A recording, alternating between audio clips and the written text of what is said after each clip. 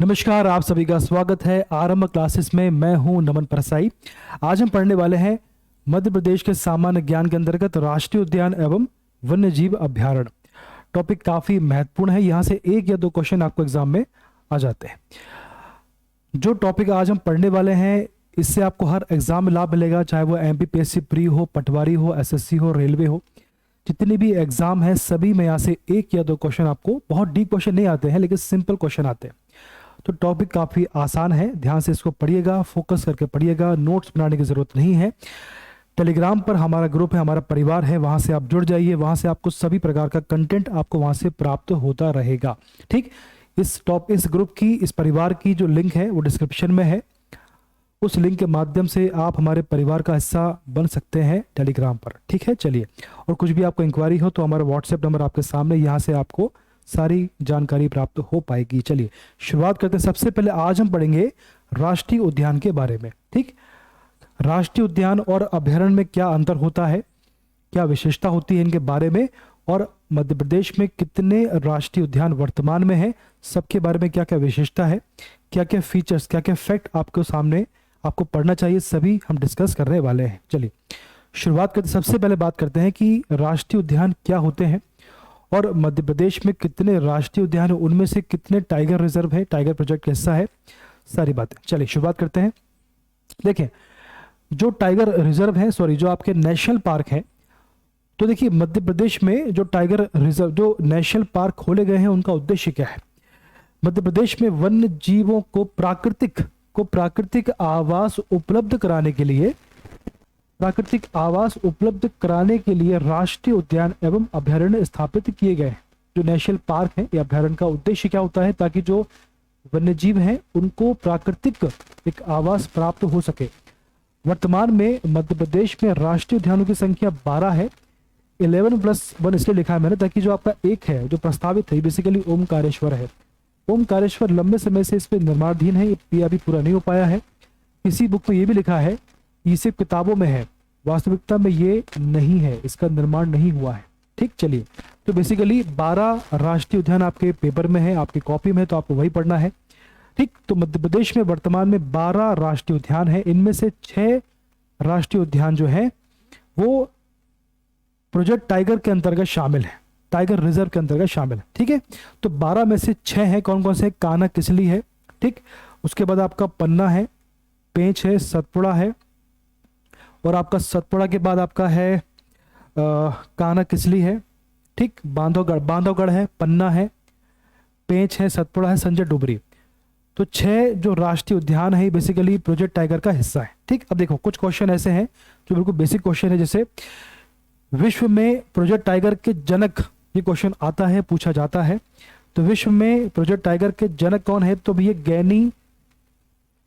गैनी मैनफोर्ड को विश्व का प्रोजेक्ट टाइगर का जनक माना जाता है।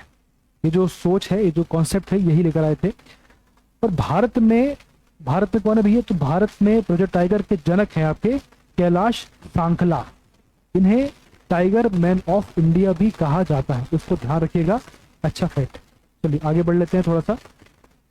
अब देखिए राष्ट्रीय उद्यान, वन्यजीव अभ्यारण्य और जैव मंडल आरक्षित क्षेत्र में क्या अंतर होता है, बेसिक क्वेश्चन है, मैं इसमें आपको काम आएगा। चलिए पढ़ लेते हैं इसको, बहुत सिंपल पढ़ेंगे, ज्यादा डीप में जाएंगे, बस उसको पढ़ के आगे बढ़ जाएंगे। देखिए राष्ट्रीय उद्यान जो होते हैं सरकार द्वारा पूर्णतः ये नियंत्रित होते हैं, सरकार का पूरा कंट्रोल यहाँ पर होता है। और जो आपके अभ्यारण्य है तो निजी कार्य की अनुमति यहाँ पर होती है। इसके बाद सरकारी नियंत्रण परंतु बाह्य क्षेत्र में निजी कार्य की अनुमति, यहाँ पे शर्तें हैं यहाँ पे, लेकिन दोनों बातें अलाउड है। किसी विशिष्ट पशु जैसे बाघ है, दरियाई घोड़ा है, हाथी व गैंडा हेतु ये निर्मित होता है। बेसिकली किसी पशु के लिए, किसी पशु के संरक्षण के लिए इसका निर्माण होता है। तो ये जो है कि जीवों की प्रजाति आधारित जैव विविधता, ठीक, जीवों की प्रजाति आधारित विविधता का संरक्षण करता है। तो विविधता आवश्यक है उसका संरक्षण करता है ये। ठीक, चलिए। संपूर्ण स्थानिक पारिस्थितिकी तंत्र का संरक्षण। ठीक, चलिए। सभी प्रकार की मानवीय गतिविधियों पर रोक होती है, निषेध होती है। वाणिज्य यानी कॉमर्शियल जो एक्टिविटी होती है यहाँ पर अलाउ होती है। बफर जोन में वाणिज्यिक गतिविधि की अनुमति परंतु कोर जोन में निषेध। बफर जोन क्या होता है, कोर जोन, उसको बाद में डिस्कस करेंगे जब हम इसको डीप में पढ़ेंगे। इसका सीमा निर्धारण प्रशासनिक व विधिक प्रक्रिया से होता है। प्रशासन इसकी जो बाउंड्री है उसका निर्माण करती है। यहाँ पर इसका सीमा निर्धारण स्पष्ट नहीं होता है, इसकी बाउंड्री स्पष्ट नहीं होती है। तो यहाँ पर भी सेम है ना, जो उसमें राष्ट्रीय उद्यान में है। यहाँ पर क्या है, पर्यटन की अनुमति। देखिए यहाँ पर जो है पर्यटन की अनुमति होती है, यहाँ भी होती है, लेकिन यहाँ पर नहीं होती। वैज्ञानिक रूप से प्रशासनिक प्रबंधन होता है, यहाँ भी होता है और यहाँ भी से। ठीक, चलिए अब देखिए जितने हमारे मध्य प्रदेश में कुल 12 राष्ट्रीय उद्यान है, उनके बारे में थोड़ा आपके फैक्ट सामने है, टेबल बना हुआ है। ठीक, सबके नाम लिखे हैं, इनकी स्थापना कब हुई है और कौन सा सबसे, इसमें जो आपके जितने भी राष्ट्रीय उद्यान हैं कितने एरिया में फैले हुए हैं, सब आपके सामने है। इसको आप देखिए। सबसे पहला है कान्हा राष्ट्रीय उद्यान जो है। ठीक, 1955 में इसकी स्थापना हुई है, 940 स्क्वायर फीट में फैला हुआ है। ठीक है, तो आपके 12 है। कान्हा किस लिए है, कान्हा राष्ट्रीय उद्यान है, माधव राष्ट्रीय उद्यान है, बांधवगढ़ राष्ट्रीय उद्यान है, फॉजिल जीवाश्म राष्ट्रीय उद्यान है, पेंच राष्ट्रीय उद्यान है, वन विहार पन्ना, संजय डुबरी, सतपुड़ा, ओंकारेश्वर, डायनासोर, कूनो राष्ट्रीय उद्यान। जैसा कि हम पहले पढ़ चुके हैं, इनमें से 12 में से 6 जो है वो प्रोजेक्ट टाइगर का हिस्सा है। देखिए कौन कौन से हैं, देखिए आइए 6 हैं आपके। देखो सबसे पहला है कान्हा राष्ट्रीय उद्यान। ठीक, सबसे पहले ये शामिल हुआ था प्रोजेक्ट टाइगर में। दूसरा है बांधवगढ़। ठीक, इसके बाद तीसरा है पेंच राष्ट्रीय उद्यान। फिर आपका अगला आपका पन्ना टाइगर रिजर्व है। इसके बाद अगला आपका संजय डुबरी। इसके बाद ओंकारेश्वर, सॉरी सतपुड़ा। ठीक, 1 2 3 4 5 6 इसमें शामिल हैं, बाकी सब सामान्य जो है राष्ट्रीय नेशनल पार्क है। ठीक, चलिए इसको मैप से पढ़ने का प्रयास करते हैं ताकि आपको लोकेशन के माध्यम से सब कुछ याद। अब देखिए एक बात और है, इसमें सबसे बड़ा कौन सा है, देखिए सबसे बड़ा आपके सामने है। सबसे बड़ा देखिए 940, कौन सा है, कान्हा किसली। सबसे बड़ा है कान्हा किसली नेशनल पार्क। ठीक, सबसे छोटा कौन सा है, देखो सबसे छोटा आपका है ये वाला, कौन सा है ये, फॉजिल जीवाश्म राष्ट्रीय उद्यान। बेसिकली फॉजिल यहाँ पे ऐसा आना चाहिए। ठीक, तो फॉजिल राष्ट्रीय उद्यान सबसे छोटा है। सबसे छोटा कौन सा है, सबसे छोटा है फॉजिल जीवाश्म राष्ट्रीय उद्यान। सबसे बड़ा कौन सा है, कान्हा किसली राष्ट्रीय उद्यान, 1955 और 1968। ठीक, चलिए अब आगे बढ़ते हैं।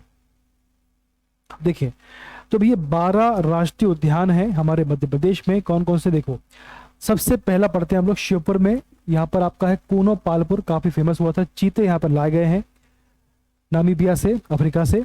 इसके बाद दूसरा आपका पड़ता है यहाँ पर, ये आपको यहाँ पड़ता है माधव राष्ट्रीय उद्यान। कौन सा है, माधव राष्ट्रीय उद्यान है। इसके बाद यहाँ पर आपका पड़ता है वन विहार राष्ट्रीय उद्यान। ठीक, इसके बाद यहाँ पर पड़ता है धार, यहाँ धार पड़ता है, यहाँ पड़ता है डायनासोर राष्ट्रीय उद्यान। ठीक, खंडवा यहाँ पड़ता है ओमकारेश्वर राष्ट्रीय उद्यान। यहाँ पर नर्मदापुरम है, यहाँ पड़ता है सतपुड़ा राष्ट्रीय उद्यान। ठीक, इसके बाद छिंदवाड़ा और सिवनी की बॉर्डर पर पड़ता है पेंच राष्ट्रीय उद्यान। कौन सा, पेंच राष्ट्रीय उद्यान। फिर मंडला में पड़ता है कान्हा किसली या कान्हा राष्ट्रीय उद्यान, सबसे बड़ा है ये। इसके बाद उमरिया, यहाँ पड़ता है बांधवगढ़ राष्ट्रीय उद्यान। और इन दोनों के बीच में पड़ता है डिंडोरी, यहाँ पड़ता है फॉजिल राष्ट्रीय उद्यान या जीवाश्म राष्ट्रीय उद्यान। ठीक, इसके बाद देखिए सीधी सिंगरौली, इनकी बॉर्डर पर पड़ता है संजय डुबरी नेशनल पार्क। इसके बाद पन्ना, यहाँ पड़ता है आपका पन्ना राष्ट्रीय पार्क। ठीक है, तो 12 हो गए आपके। एक कूनो पालपुर, माधव राष्ट्रीय उद्यान, वन विहार, उसके बाद डायनासोर धार में, ओंकारेश्वर खंडवा में, सतपुड़ा नर्मदापुरम में। उसके बाद छिंदवाड़ा सिवनी की बॉर्डर पर पेंच है, मंडला में आपका कान्हा है, डिंडोरी में आपका जीवाश्म है राष्ट्रीय उद्यान है। उसके बाद उमरिया में बांधवगढ़ है, सीधी सिंगरौली की बॉर्डर पर आपका संजय डुबरी है और पन्ना में पन्ना नेशनल पार्क। तो 12 नेशनल पार्क हमने पढ़ लिया है, इनमें से 6 टाइगर रिजर्व में आते हैं। कौन कौन से हम इसको डिस्कस कर चुके हैं। सबसे पहला जो हम पढ़ने वाले आज है वह कान्हा राष्ट्रीय उद्यान मंडला। चलिए इसके बारे में कुछ पढ़ लेते हैं, बढ़िया फैक्ट है। चलिए इसकी स्थापना हुई थी 1933 में, कान्हा किसली अभयारण्य की स्थापना की गई। मतलब 1933 में अभयारण्य के रूप में इसकी स्थापना की गई थी और 1955 में राष्ट्रीय उद्यान का दर्जा। 1933 में इसकी स्थापना हुई थी एज अ अभयारण्य, एज अ सेंचुरी, और 1955 यानी 22 साल बाद 1955 में इसे राष्ट्रीय उद्यान के रूप में परिवर्तित कर दिया गया। और ये है मध्य प्रदेश का प्रथम टाइगर रिजर्व, ये मध्य प्रदेश का प्रथम राष्ट्रीय उद्यान है, मध्य प्रदेश का पहला नेशनल पार्क है। ये बहुत अच्छा फैक्ट है, ये पहला नेशनल पार्क मध्य प्रदेश में सर्वप्रथम 1973-74 में प्रोजेक्ट टाइगर में इसे शामिल किया गया है। ठीक है, 1973-74 में प्रोजेक्ट टाइगर में शामिल होने वाला पहला नेशनल पार्क है। यह राष्ट्रीय उद्यान जो है मंडला तथा बालाघाट में फैला हुआ है, कुछ हिस्सा इसका बालाघाट में भी आता है। क्षेत्रफल की बात करें तो 940 स्क्वायर फीट इसका क्षेत्रफल है। होलो घाटी एवं बंजर घाटी इसी उद्यान में आती है। क्वेश्चन बेसिक क्वेश्चन है, आपको सिंपल आता है कि होलो घाटी या बंजर घाटी का संबंध किससे है, तो आपका आंसर देना है कान्हा किसली से इसका संबंध है। यह अमेरिका के सहयोग से पार्क इंटरप्रिटेशन योजना चल रही है, ये क्वेश्चन भी पूछा जाता है। यहाँ पर वन्य प्राणी संबंधी प्रशिक्षण तथा हवाई पट्टी की भी व्यवस्था, यहाँ पर जो वन्य प्राणी है उनके संबंध में प्रशिक्षण भी यहाँ पर दिया जाता है। अब देखिए इसमें बाघ है, यहाँ पर चीतल है, बारहसिंगा है, यानी कि जो आपका बारहसिंगा है वो ब्रिडरी दुर्लभ प्रजाति का यहाँ पर मिलेगा आपको, और नीलगाय भी मिलेगी आपको, सांभर भी यहाँ पर है, आदि वन्य जीव जो है यहाँ पर पाए जाते हैं। मध्य प्रदेश के सर्वाधिक बाघ की जो मध्य प्रदेश में सर्वाधिक बाघ इसी राष्ट्रीय उद्यान में पाए जाते हैं। कान्हा टाइगर रिजर्व देश का ऐसा पहला टाइगर रिजर्व है, बन गया है, जिसका अपना मैस्कॉट, अपना शुभंकर है। कौन सा, देखिए ये है आपका, है ना, इसका नाम क्या है, इसका नाम है भूर सिंह द बारहसिंगा, भूर सिंह द बारहसिंगा इसका नाम है। जो बेसिकली क्वेश्चन पूछा गया है कि जो कान्हा किसली है राष्ट्रीय उद्यान है, इसका जो अपना मैस्कॉट है इसका नाम क्या है, इसका नाम क्या है, इसका नाम है भूर सिंह द बारहसिंगा। देखिए ये आपका है भूर सिंह द बारहसिंगा। देखिए इस प्रकार से इसका मैस्कॉट शुभंकर बनाया गया है। ठीक है, चलिए अब इसमें कंफ्यूज नहीं होना, आपको अच्छे से इसको याद करें। अब चलो आगे बढ़ते हैं।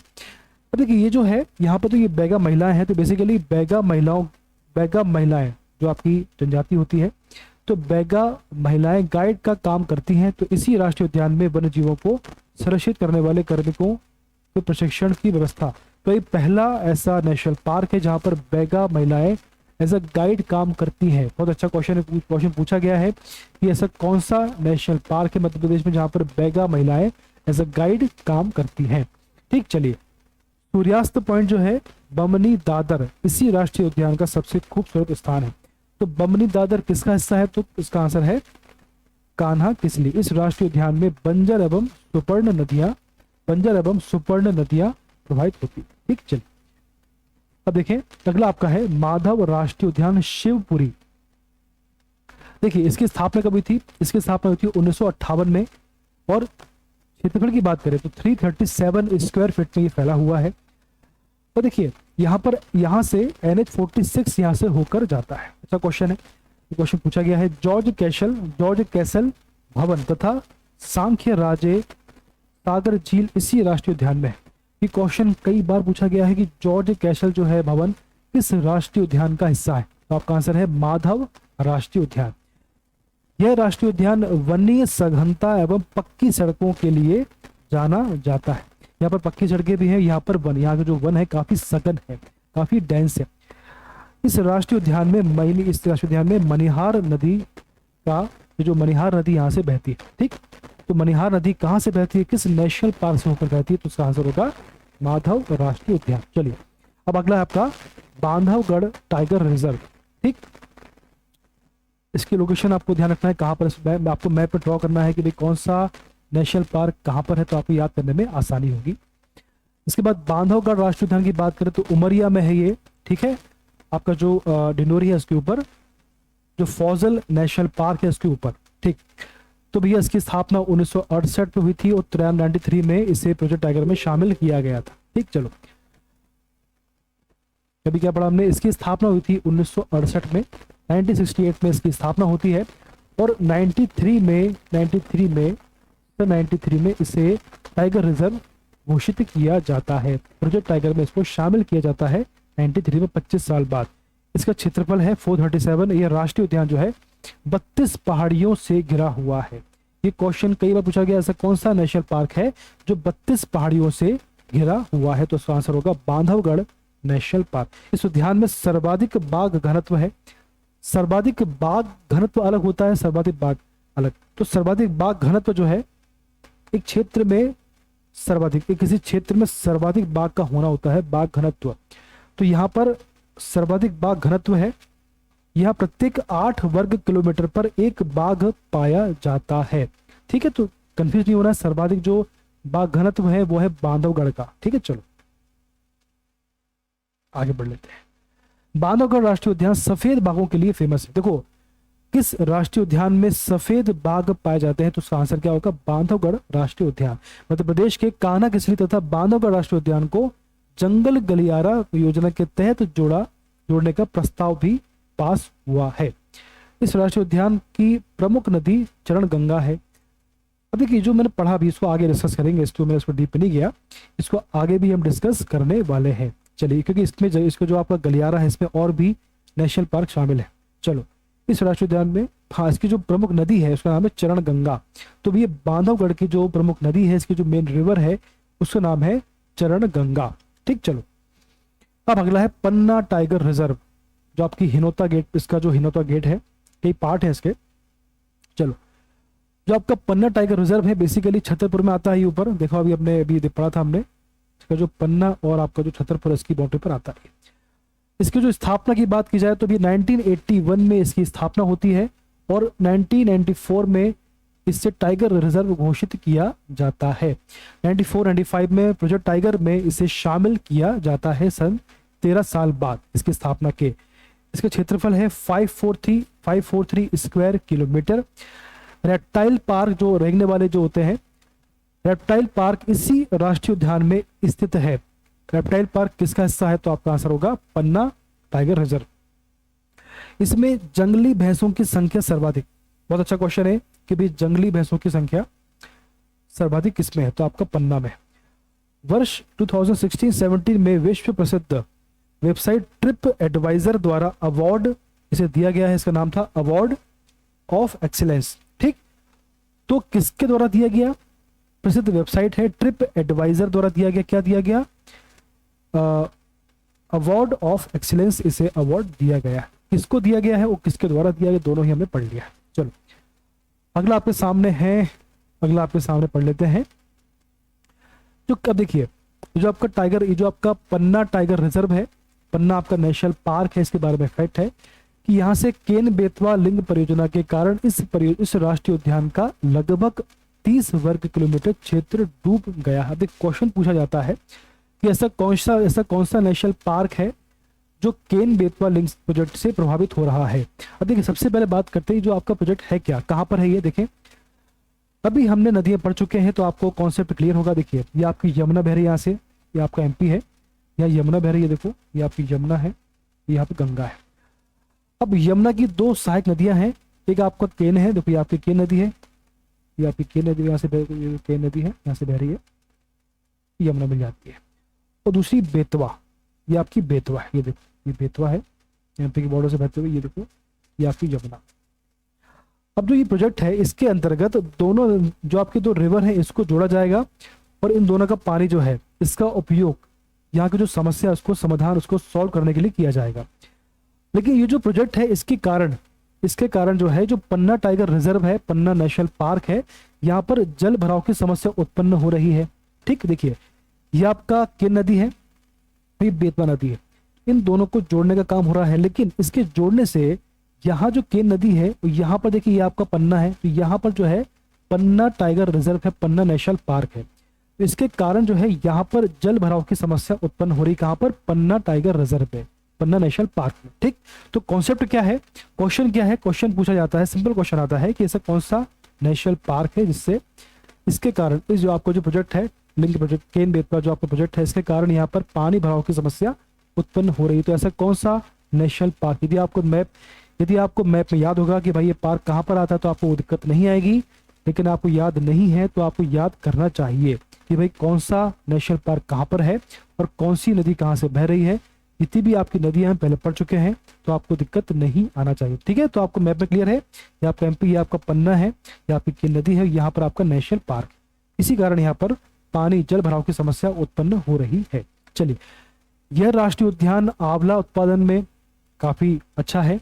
रेप्टाइल पार्क यहाँ पर है, जंगली भैंसों के संरक्षण के लिए प्रसिद्ध है। बेसिकली आपको जो ये नेशनल पार्क है, ये आंवला उत्पादन, रेप्टाइल पार्क और भैंसों, सर्वाधिक भैंसों के लिए प्रसिद्ध है। ठीक है, चलिए ओके।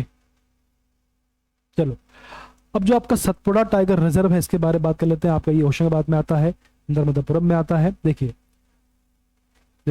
इसमें क्या है, Satpura tiger reserve, sorry Satpura राष्ट्रीय उद्यान, ये आपका होशंगाबाद में आता है। इसका नाम चेंज हो गया है, सॉरी, वेरी वेरी सॉरी, इसका नाम हो गया है नर्मदापुरम। इस पर ध्यान नहीं दे पा। चलिए, इसकी स्थापना हुई है 91 में और प्रोजेक्ट टाइगर में इसको शामिल किया गया था 1999 और 2000 के बीच में। ठीक, सन 2000 में इसे टाइगर रिजर्व घोषित किया गया। ये मध्य प्रदेश का 5वां प्रोजेक्ट टाइगर है। ये क्वेश्चन पूछा जा सकता है कि मध्य प्रदेश का 5वां टाइगर प्रोजेक्ट किसे बनाया गया था, तो आंसर आपका होना चाहिए सतपुड़ा टाइगर रिजर्व। इसका क्षेत्रफल है 524। यहाँ इंडियन बाइसन, गौर पशु पाया जाता है। इंडियन बाइसन इसका नाम है, गौर बोलते हैं इसको, यहाँ पर पाया जाता है। अब जो मड़ई है, मड़ई पर्यटन स्थल सतपुड़ा राष्ट्रीय उद्यान के अंतर्गत आता है। ये क्वेश्चन पूछा गया है कि मड़ई किस नेशनल पार्क का हिस्सा है, तो उसका आंसर होगा सतपुड़ा नेशनल पार्क का ये हिस्सा है। ठीक है, चलिए, बहुत बेसिक क्वेश्चन है, बहुत बेसिक क्वेश्चन है। यदि आपको मैप में क्लियर हो गया कि भाई कौन सा कहां पर, तो आपको कोई दिक्कत नहीं आने वाली है। संजय टाइगर रिजर्व, डुबरी भी कहते हैं इसको। अब जो संजय डुबरी राष्ट्रीय उद्यान है, जो सीधी में है, सीधी सिंगरौली में आता है। बेसिकली इसकी स्थापना हुई थी 83 में। तो किसकी स्थापना कब हुई, ये भी आपको याद रखना है, क्वेश्चन यहां से भी बनता है। इससे प्रोजेक्ट टाइगर में सन 2008 में शामिल किया गया, 25 साल बाद इसके स्थापना के। ठीक, 83 में इसकी स्थापना होती है और 2008 में टाइगर रिजर्व इसे घोषित किया जाता है, में शामिल किया जाता है। प्रदेश का छठवां है ये, प्रदेश का छठवां राष्ट्रीय उद्यान है। ठीक है, विस्तार जो है, इसका विस्तार कहां पे, मध्य प्रदेश और छत्तीसगढ़ में इसका विस्तार है। मध्य प्रदेश छत्तीसगढ़ में इसका विस्तार है। ठीक है, अब देखिए क्षेत्रफल की बात करें तो 466.7 स्क्वायर किलोमीटर में फैला हुआ है। छत्तीसगढ़ विभाजन के पूर्व की बात करें तो देखिए 1938 स्क्वायर किलोमीटर में फैला हुआ था, 1938 वर्ग किलोमीटर में फैला हुआ था। बेसिकली कहा जाए, विभाजन के पूर्व ये सर्वाधिक क्षेत्रफल वाला राष्ट्रीय उद्यान था। विभाजन के पूर्व इसका क्या, जो आपका विभाजन हुआ है, इसके पूर्व इसका क्षेत्रफल था 1938 स्क्वायर किलोमीटर। इसका मतलब ये हुआ कि विभाजन के पूर्व सबसे बड़ा राष्ट्रीय उद्यान था ये। विभाजन के बाद इसका क्षेत्रफल कम हो गया, इसका काफी सारा हिस्सा छत्तीसगढ़ में चला गया, मध्य प्रदेश में बचा सिर्फ 466.7 स्क्वायर किलोमीटर। ठीक है, चलिए अगला आपका, ये गुरु घासीदास राष्ट्रीय उद्यान के नाम से भी जाना जाता है। तो भी ऐसा है, क्वेश्चन बनेगा कि गुरु घासीदास राष्ट्रीय उद्यान किससे कहा जाता है या इसका संबंध किससे है, तो आपका आंसर होगा संजय डुबरी राष्ट्रीय उद्यान। यह मध्य प्रदेश के सीधी व सिंगरौली में तथा छत्तीसगढ़ के कोरिया जिले में फैला हुआ है। ठीक है, इसका फैलाव छत्तीसगढ़ में भी थोड़ा बहुत है। चलिए आगे बढ़ लेते हैं फटाफट। इंदिरा प्रियदर्शनी यानी पेंच नेशनल पार्क, इसका नाम हो गया है इंदिरा प्रियदर्शनी, इसको नहीं भूलना है बिल्कुल भी। पेंच नदी के कारण, पेंच नदी यहाँ से बहती है, इसलिए से इसका नाम पड़ा है पेंच राष्ट्रीय उद्यान। ठीक है, पेंच रिवर के कारण इसका नाम पड़ा है पेंच राष्ट्रीय उद्यान। अब देखें इसकी स्थापना कब होती है, 1983 में इसकी स्थापना हुई है और 1992-93 में इसे प्रोजेक्ट टाइगर में शामिल किया गया। इसे टाइगर रिजर्व घोषित किया गया है 1993 में, यानी कि ठीक 10 साल बाद। अब देखिए, और ये 19वां टाइगर रिजर्व, 19वां प्रोजेक्ट टाइगर ये बेसिकली बना है। ठीक है, इसका क्षेत्रफल है 293। विस्तार की बात करें तो मध्य प्रदेश और महाराष्ट्र में इसका फैलाव, देखिए आप मैप में देखा होगा आपने, मैप में सबसे नीचे तरफ, बेसिकली मैप में सबसे नीचे तरफ इसका फैलाव है। तो आपका जो छिंदवाड़ा है और सिवनी, इन दोनों के मध्य में आता है, ये इन दोनों की बाउंड्री पर है। और मध्य प्रदेश और महाराष्ट्र, ऐसा कौन सा नेशनल पार्क है जो महाराष्ट्र में भी फैला हुआ है मध्य प्रदेश का, तो इसका आंसर है पेंच राष्ट्रीय उद्यान। इसका नया नाम क्या है, इंदिरा गांधी प्रियदर्शनी राष्ट्रीय उद्यान, इसका नाम है प्रियदर्शनी राष्ट्रीय उद्यान। किसे कहा जाता है? तो आंसर होगा पेंच राष्ट्रीय उद्यान। बहुत अच्छा क्वेश्चन है, ये बेसिक क्वेश्चन आपके एग्जाम में आते हैं। यहाँ रुडयार्ड किपलिंग ने द जंगल बुक पिक्चर बनी है, इस पे मोगली इसका मेन कैरेक्टर था, इसका मुख्य किरदार था मोगली। यहाँ रुडयार्ड किपलिंग ने द जंगल बुक किसकी पुस्तक है? Rudyard Kipling. तो जो आपकी बुक है, तो रुडयार्ड किपलिंग ने अपनी बुक जो द जंगल बुक नामक प्रसिद्ध पुस्तक लिखी, इसी नेशनल पार्क में बैठकर, इसी स्थान में बैठकर रुडयार्ड किपलिंग ने अपनी बुक लिखी है, जिसका नाम है द जंगल बुक। काफी फेमस बुक है, इसीलिए इसे मोगली लैंड भी कहा जाता है। इसका जो बुक है, इसका जो मेन किरदार है, उसका नाम मोगली है, आपने सुना होगा। तो ये मोगली लैंड, इसलिए इसे मोगली लैंड भी कहा जाता है। ठीक, ये जो आपका नेशनल पार्क है पेंच, इसे मोगली लैंड भी कहा जाता है। क्वेश्चन बनेगा तो कंफ्यूज नहीं होना है। यहाँ पर कृष्ण मृगों यानी काले मृगों संख्या, जो आपके कृष्ण मृग है, यहाँ कृष्ण मृगों की संख्या सर्वाधिक है। देखो ये काले, इसको बोलते हैं, इनको बोलते हैं कृष्ण मृग। क्या बोलते हैं? कृष्ण मृग यानी काले हिरण की संख्या सर्वाधिक। इसी राष्ट्रीय उद्यान में होकर NH44 यहाँ से गुजरता है। तो अभी किस राष्ट्रीय उद्यान से होकर NH44 गुजरता है? तो उसका आंसर होगा पेंच राष्ट्रीय उद्यान। ठीक है, चलिए अगला आपके सामने आता है भैया वन विहार, जो भोपाल में है। इसकी स्थापना कब हुई थी? इसकी स्थापना होती है 1979 में इसकी स्थापना होती है। राष्ट्रीय उद्यान का दर्जा 1983 में इसे प्रदान किया जाता है, यानी कि ठीक 4 साल बाद इसकी स्थापना के। और क्षेत्रफल की बात करें तो 4.45 स्क्वायर किलोमीटर का क्षेत्रफल है। सर्प उद्यान की स्थापना की गई यहाँ पर कब की गई है? सॉरी, सर्प उद्यान कहाँ पर है? तो उसका आंसर होगा वन विहार में सर्प उद्यान की स्थापना की गई है। आधुनिक चिड़ियाघर के रूप में भी मान्यता। आधुनिक चिड़ियाघर किसे कहा जाता है? आंसर क्या होगा? वन विहार को कहा जाता है। अब देखिए बहुत अच्छा, बहुत बेसिक क्वेश्चन आता है, हर एग्जाम में क्वेश्चन पूछा जाता है, पटवारी में, PSC में, कि भैया ISO 9001 2008 अवार्ड पाने वाला देश का पहला राष्ट्रीय उद्यान कौन सा है? आंसर क्या होगा? वन विहार भोपाल। ठीक है, बहुत बेसिक फैक्ट है, आपको उसको मिस नहीं करना है, याद करते चलना है। चलिए अगला आपका दुधवा राष्ट्रीय उद्यान। इसका जो जीवाश्म या फॉजल या दुधवा राष्ट्रीय उद्यान जो है, इसी को बोलते हैं जीवाश्म राष्ट्रीय उद्यान या दुधवा राष्ट्रीय उद्यान। इसमें कंफ्यूज बिल्कुल नहीं होना है कि भाई आपका जो दुधवा राष्ट्रीय उद्यान कहाँ पर है, तो आप बोलो हमारे MP में है ही नहीं। तो आपको जो दुधवा है बेसिकली जीवाश्म राष्ट्रीय उद्यान को भी कहते हैं। ठीक है, चलिए जिसकी स्थापना की बात करें तो इसकी स्थापना हुई थी 1983 में इसकी स्थापना होती है। और स्थान की बात करें तो डिंडोरी के शाहपुरा विकास खंड में ये पाया जाता है। ठीक है, डिंडोरी के शाहपुरा विकास खंड में इसकी स्थापना होती है। और विस्तार की बात करें तो ये देखिए, एक मिनट,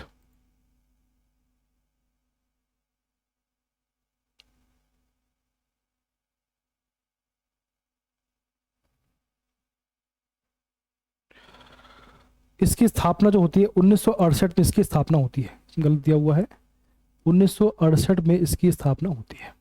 ठीक है, चलिए विस्तार की बात करें तो कान्हा राष्ट्रीय उद्यान जो है, इसका विस्तार जो है देखिए इसका विस्तार कहाँ पर है? कान्हा राष्ट्रीय उद्यान प्लस बांधवगढ़ राष्ट्रीय उद्यान के बीच में। जो आपका कान्हा राष्ट्रीय उद्यान है बेसिकली कहाँ पर आता है? ये आपका आता है मंडला में, उसके ऊपर आता है आपका डिंडोरी जहाँ पर इसकी स्थापना, उसके ऊपर आता है बांधवगढ़। तो बांधवगढ़ और कान्हा किसली के मध्य में आता है जीवाश्म राष्ट्रीय उद्यान। ठीक है, डिंडोरी में। मध्य प्रदेश का पहला तथा देश का दूसरा जीवाश्म राष्ट्रीय उद्यान है। मध्य प्रदेश का पहला तो देश का दूसरा जीवाश्म राष्ट्रीय उद्यान है। और मध्य प्रदेश का सबसे छोटा राष्ट्रीय उद्यान, देखिए मध्य प्रदेश का पहला है, ये मध्य प्रदेश का पहला जीवाश्म राष्ट्रीय उद्यान है और देश का दूसरा, यानी कि देश में 4 है इस समय, देश में 4 जीवाश्म राष्ट्रीय उद्यान है। तो आपको दूसरा है MP का, और MP का सबसे पहला और सबसे छोटा राष्ट्रीय उद्यान यही है। ठीक है ना, सबसे छोटा भी है और मध्य प्रदेश का पहला जीवाश्म राष्ट्रीय उद्यान है। इसमें कंफ्यूज नहीं होना है कि पहला किस में है और फर्स्ट किस में, सेकंड किस में। क्षेत्रफल की बात करें तो उसका क्षेत्रफल है 0.27 स्क्वायर किलोमीटर। जीवाश्म राष्ट्रीय उद्यान जो है इसमें वनस्पति, जीवाश्म, पौधे, देखिए यहाँ पर क्या होता है, यहाँ पर जो है वनस्पति जीवाश्म जैसे पौधों, फलों, पत्तों, नारियल एवं सुपारी के जीवाश्म संरक्षित किए गए हैं। ठीक है, पत्ते, नारियल, सुपारी, इन सबके जीवाश्म यहाँ पर सुरक्षित किए, इसलिए इसको बोलते हैं जीवाश्म राष्ट्रीय उद्यान। ठीक है, जो कई लाख वर्ष पुराने हैं, कई लाख वर्ष पुराने जो जीवाश्म हैं, उनको यहाँ पर संरक्षित किया गया है। ठीक है, अध्ययन करने के लिए। चलिए आगे बढ़ते हैं। अगला आपका है भैया डायनासोर राष्ट्रीय उद्यान। इसकी स्थापना हुई है 2010 में। ठीक है, डायनासोर जीवाश्म राष्ट्रीय उद्यान कहां पर? ये धार में है। इसकी स्थापना हुई है 2010 में, इसकी स्थापना हुई है, और 2011 में डायनासोर जीवाश्म राष्ट्रीय उद्यान के रूप में ये अधिसूचित किया गया है। ठीक, 11 में ये ऑफिशियली इसकी अनाउंसमेंट हुआ है। स्थान क्या है? धार है। तो ये धार और जोबट नदी के तट पर ये बसा हुआ है। धार और जोबट नदी के तट पर ये बसा हुआ है। इसका क्षेत्रफल है 89.740 हेक्टेयर। यहाँ डायनासोर के जीवाश्म को संरक्षित किया गया है। ठीक है, इसमें जो आपके डायनासोर है, देखो वहाँ पे जो आपका डायनासोर अभी पढ़ा था हमने, तो वहाँ पर जितने भी आपके फल सब्जी, उनके जीवाश्म को वहाँ पर संरक्षित किया। यहाँ पर क्या है? यहाँ पर डायनासोर के जीवाश्म को यहाँ पर संरक्षित किया, लाखों वर्ष, करोड़ों वर्ष पुराने। ठीक, ये प्रदेश का दूसरा सबसे बड़ा जीवाश्म उद्यान। सबसे बड़ा छोटा कौन सा है? जीवाश्म राष्ट्रीय उद्यान, और ये सेकंड नंबर का है। ठीक है, उसका क्षेत्रफल है 0.27। ठीक है, इसका है 0.89, पॉइंट गलत फट गए, 0.89 इसका क्षेत्रफल है। ठीक है, मेरे ख्याल से इसका क्षेत्रफल है डायनासोर का 0.89, तो इसका है 0.8, गलत छप गया यहाँ पर, 0.89 इसका क्षेत्रफल है। ठीक है, चलिए, यह प्रदेश का दूसरा सबसे बड़ा जीवाश्म उद्यान है। चलिए आगे बढ़ लेते हैं। कूनो पालपुर राष्ट्रीय उद्यान श्योपुर। कूनो पालपुर राष्ट्रीय उद्यान 1900। ठीक, अब देखिए इसमें समझे, 1981 से इसकी स्थापना कब हुई? इसकी स्थापना हुई है 1981 में एज अ अभ्यारण्य। ठीक है, एज अ अभ्यारण्य इसकी स्थापना की गई थी। कहां पर है? श्योपुर में। तो 1981 से 2018 तक ये अभ्यारण्य रहा। एक मिनट इसको, ठीक है, तो ये 1981 से सन 2018 तक ये अभ्यारण्य रहा। तो बेसिकली इसकी स्थापना हुई थी 1981 में as a sanctuary, as a अभ्यारण्य, और 2018 तक ये अभ्यारण्य रहा। और मध्य प्रदेश शासन के राजपत्र में 14 दिसंबर 2018 को जारी अधिसूचना के अनुसार कूनो पालपुर अभ्यारण्य को कूनो राष्ट्रीय उद्यान घोषित किया गया है। ठीक, 1981 में स्थापना होती है एज अ सेंचुरी, और 18 में से नेशनल पार्क, सॉरी, इसे अभ्यारण्य, राष्ट्रीय उद्यान के रूप में घोषित किया जाता है। ठीक, चलिए अगला आपके सामने है, कूनो नदी के नाम पर ही इसका नाम कूनो राष्ट्रीय उद्यान रखा गया है। जो आपकी कूनो नदी है, इसके कारण ही इसका नाम कूनो पालपुर रखा गया है। क्षेत्रफल की बात करें तो 748.76 स्क्वायर किलोमीटर इसका क्षेत्रफल है। ठीक, अब देखें, बाघ, चीतल, तेंदुआ, नीलगाय और चिंकारा यहाँ पर मुख्य रूप से पाए जाते हैं। अब देखिए फेमस क्यों हुआ था? अभी ये क्यों फेमस हुआ था? ये देखिए, इसको हम थोड़ा पढ़ लेते हैं। इसको जंगल गलियारा योजना। देखिए इसमें जो आपका जंगल गलियारा योजना है, हालांकि बीच में आ गया ये, इसमें पेंच, बांधवगढ़, कान्हा किसली, सतपुड़ा, पन्ना राष्ट्रीय उद्यान को जोड़कर जंगल गलियारा इसमें योजना की तैयारी। ठीक, अब देखिए जो आपका कूनो पालपुर है, ये फेमस क्यों हुआ था? यहाँ पे देखिए 70 साल बाद, 70 ईयर यहाँ पे चीता लाया गया है। हमारे भारत में 1952 के बाद चीता पूर्ण रूप से जो है लुप्त हो चुका था, तो उसको दोबारा से लाया गया है नामीबिया, अफ्रीका से, 70 साल बाद। कहाँ पर? कूनो पालपुर अभ्यारण्य में। काफी फेमस हुआ था। मुख्यमंत्री और मोदी जी साथ में यहाँ पर थे। इन्होंने यहाँ पर इसकी अब देखिए ये आपको चीता है, मोदी जी इनको आए थे छोड़ने के लिए। अब देखिए ये पूरा घटनाक्रम आपके सामने है कि कब कब क्या हुआ है। तो 1919 में सुप्रीम कोर्ट ने ओके किया कि हाँ ठीक है, okay, NTCA proposal to introduce Africa cheetahs in India. Supreme Court ने परमिशन दी कि भैया जो अफ्रीका के चीते भारत में आ सकते हैं।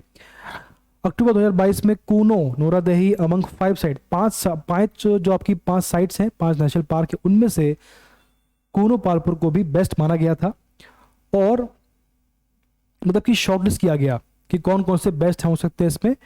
नवंबर 20 में हमने इसका सर्वे शुरू किया इन लोगों ने, और जनवरी 21 में CM Shivraj Singh Chouhan chairs meeting in told Kuno is ideal. एक मीटिंग हुई, इसमें कूनो को आइडल कहा गया, सबसे बेस्ट कहा गया। इसके बाद 21 में will start detailed survey on Kuno. जब सीएम ने कहा कि हमारा जो कूनो है सबसे बेस्ट है, तो इस पर सर्वे किया गया कि कूनो वाकई में बेस्ट है कि नहीं। और जुलाई 2021 में minister announce the cheetah coming to Kuno, और 21 में इसकी घोषणा हो गई कि भैया कूनो वास्तव में सबसे बेस्ट है और चीते यहीं पर आने वाले हैं अफ्रीका से। और 17 सितंबर 2022 को फ्लाइट से जो है वो कूनो पालपुर में चीते लाए गए, इनको छोड़ा गया। कब? 17 सितंबर 2022 को। और इसी दिन मोदी जी यहाँ पर आए थे एमपी में। 70 साल बाद देखे चीते, 8 चीते जो है अफ्रीका से लाए गए हैं। इनमें से 3 जो है बेसिकली 5 मादा है और 3 नर चीते मध्य प्रदेश के कूनो नेशनल पार्क में लाए गए हैं। 1952 में देश में चीते के विलुप्त होने की घोषणा की गई थी, उसके बाद 2022 में लाए गए। नामीबिया से भारत ऐसे आए चीते, कैसे आए देखो। नामीबिया की राजधानी है विंडहोक के होशिया कुटाको हवाई अड्डे से उड़ान भरकर, जो आपका नामीबिया है बेसिकली यहाँ से इसकी शुरुआत होती है। ये आते हैं ग्वालियर, में मध्य प्रदेश के जो ग्वालियर यहाँ पर आते हैं, सीधे यहाँ पर आते हैं। और ग्वालियर से चिनूक हेलीकॉप्टर के जरिए कूनो नेशनल पार्क लाए गए। बेसिकली अफ्रीका से आते हैं ये ग्वालियर, फिर आते हैं ये नेशनल पार्क यानी कि श्योपुर। ठीक, पहली बार हवाई जहाज से चीतों को एक देश से दूसरे देश लाया गया, ये सब पहली बार हुआ है, ऐसा इससे पहले कभी नहीं हुआ है। देखिए, ये दुनिया का पहला अंतर महाद्वीपीय चीता स्थानांतरण है, होगा नहीं है, ये पहले का आर्टिकल है। तो ये विश्व का पहला अंतर महाद्वीपीय चीता स्थानांतरण है, ठीक है ना। अच्छा क्वेश्चन है, इससे पहले कब हुआ? तो ये पहला चीता स्थानांतरण, इससे पहले कभी ऐसा नहीं हुआ है। यानी एक महाद्वीप से दूसरे महाद्वीप तक चीते को पहली बार पहुंचाया गया है, ठीक है ना। इस योजना के लिए करीब 224 करोड़ रुपए खर्च हुए हैं। ठीक, चलिए अगला आपके सामने मध्य प्रदेश राज्य का, अब देखिए कुछ क्वेश्चन आपके सामने है, ये इसको आप देखिएगा, तो आपके सामने क्वेश्चन, इसको आप पढ़िएगा तो आपको इसके काफी लाभ होगा। देखिए, ठीक है, चलिए अब एक टॉपिक हमारा छूट गया, इसमें देखें, उसको डिस्कस कर लेते हैं। देखिए,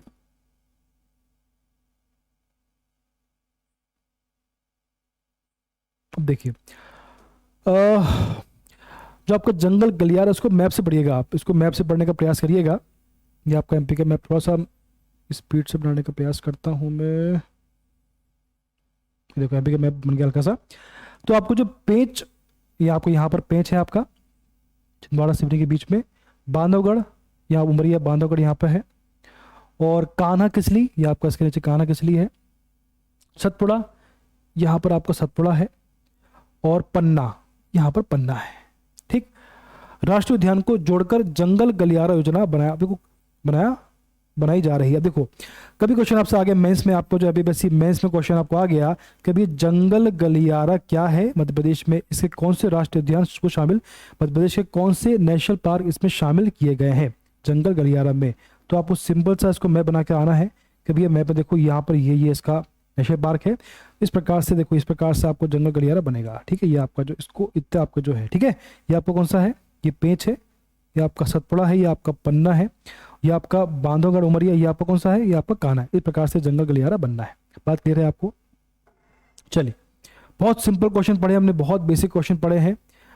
अब इसमें तो जो हमने डेट पढ़ी है, थोड़ा उसमें डाउट है मुझे कि हमने शायद इसमें गलत प्रिंट हो सकता है, हो गया हो, तो इसमें आपको ध्यान देना। जो आपको मेन जो हमने इसमें पढ़ा है,